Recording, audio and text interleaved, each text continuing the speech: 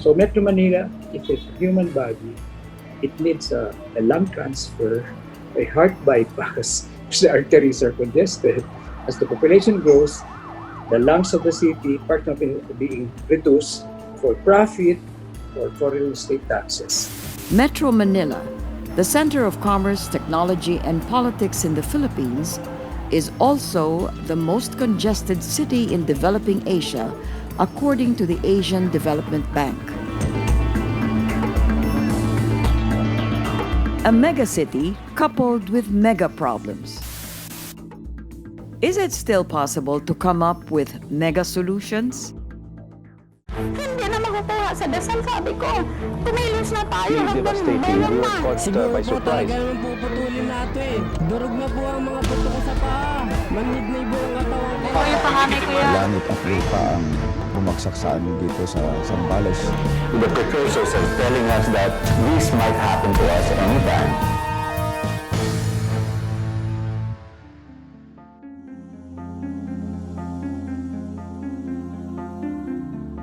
Dahil gusto ko po na magkakaroon ng sariling tahanan. Dahil mahirap nang wala kami tirahan.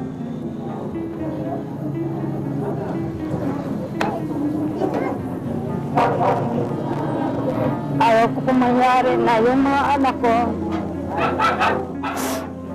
dyan na lang sa tabi-tabi. 30 years ago, there were only 7.9 million people living in Metro Manila.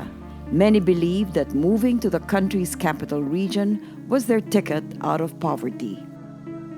About 3 million flocked to the city and joined informal settlements, like Narcisa, who came from the island of Negros. She migrated to Manila with her family and lived under a bridge until the National Housing Authority, or NHA, demolished their shanties and relocated them to a government housing site. She was living in Vitas Tondo for 7 years when we met her in 2003. Narcisa found danger, not luck, in their homes which are located in areas prone to flooding and other disasters. Halimbawa, yung mga bahay sa along the rivers, yung mga katabi ng mga creek, pag umapaw, naturalmente sila talaga yung unang matatamaan. Siyempre, yung mga bahay din yari sa yun, mas mahihinang material, mas madaling di pa rin. No? Pag mag-high tide, binabaha ko. At saka yung basura sa likod, grabe. Binalaglag lang nila yung mga basura sa taas. Kaya lalong bumabara ang kanan. Dahil sa dumadami ng tao, nagkakaroon ng hindi naman dumadami yung space, hindi na napagplanuhan ng maigi, o kung napagplanuhan man, hindi na manage, no, ng maayos yung pagdami ng mga tao sa isang lugar. Now, Metro Manila is abuzz with 12.8 million people from all walks of life. Together with slow economic growth came a surge of neglect and a mountain of problems. Ito tayo sa ilalim ng MRT, sa kalagitnaan mismo ng EDSA. Punong-puno ng basura. Panay langaw ang baho. Garbage is a persistent problem since the early 90s.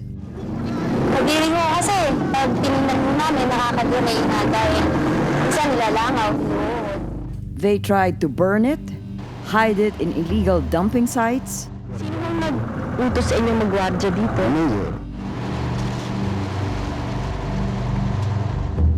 but over 9 million kilos of garbage every day from Metro Manila continues to be a problem.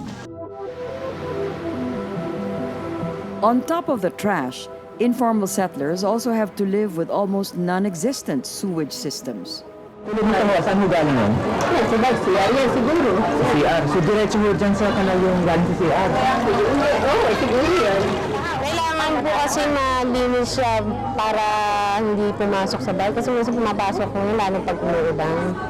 This time, flooding them with waterborne diseases like typhoid fever, cholera, leptospirosis, and hepatitis A, or illnesses transmitted by insects or animals that live in dirty, stagnant water, like malaria, dengue, yellow fever, and West Nile fever. Yung sakit natin, binabalik ng ating waste. Binabalik sapagkat hindi natin hinanda yung sarili natin na maitapong maigi yung waste na yun, yung dumi, yung tae. Pumapasok sa sistema, iniinom natin ngayon, at ng kapitbahay natin, at ng anak natin, at ng magulang natin.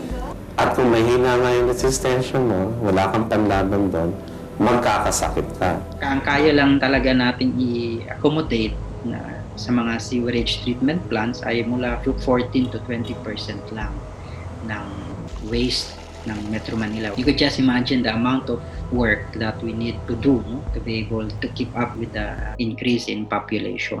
These mega problems threaten not only the informal settlements, but the whole national capital region. The megacity is in need of mega solutions. Experts say addressing poverty is the key to decongesting Metro Manila. No?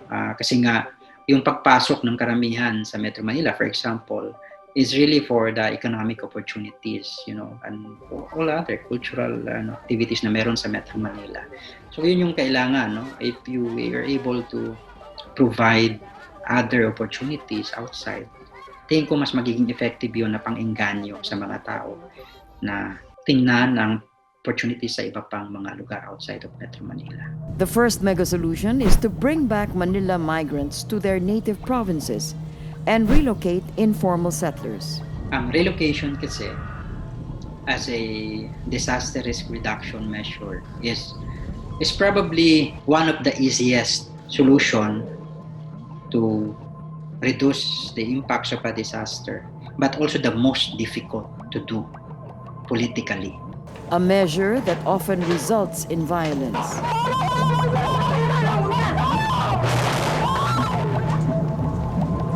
Illegal settlers refuse to leave their so-called homes and livelihoods in the city. Kasi para maging effective ang balik probinsya at maging sustainable, you have to make sure that the opportunities that pulled people to go to the city, to Metro Manila in the first place, ay nandun na sa babalikan nilang probinsya.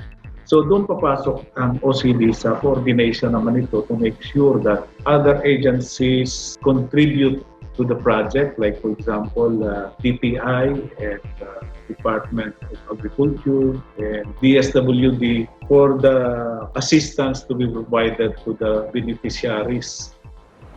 Second, the government is also pushing to build economic zones in selected areas that have potential to be agri-industrial, tourist, recreational, commercial, banking, investment, and financial centers.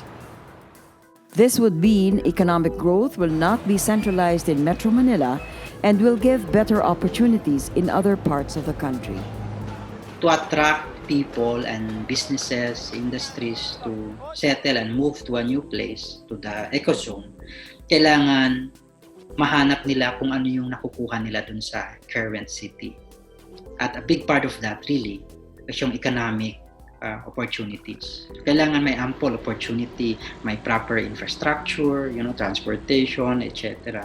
So, dapat nakaangkla siya dun sa kung ano yung kalagayan, kung ano yung competitive advantage, if we can call it that, ng isang lugar. Dr. Berce of the University of the Philippines Resilience Institute cites Iloilo City as a good example.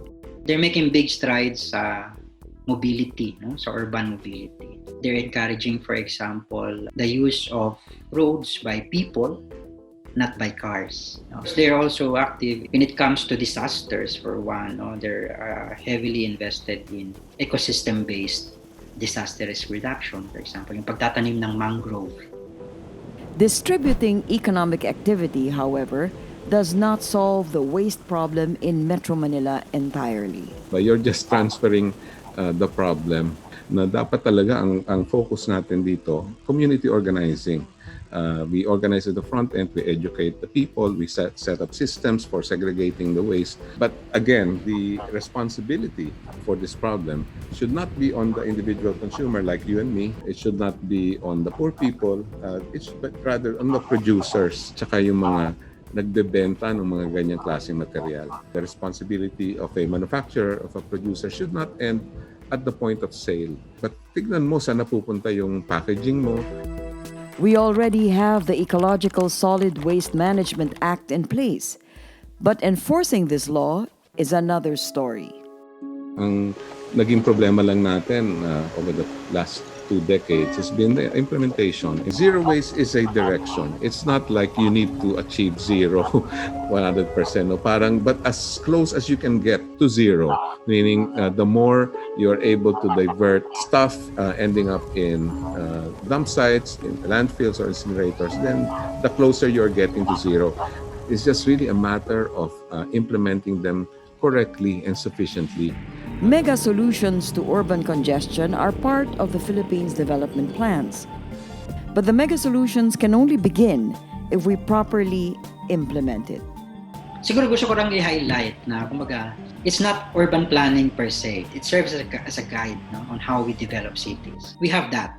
The bigger problem is the urban planning as a management function. And then of course, enforcement, implementation ng mga plans. Kasi we've seen na kahit na meron pang plano yan, at kahit maganda na nga yung plano, kung hindi naman na ipapatupad ng maayos at ng totoo, wala ding nangyayari sa mga plano.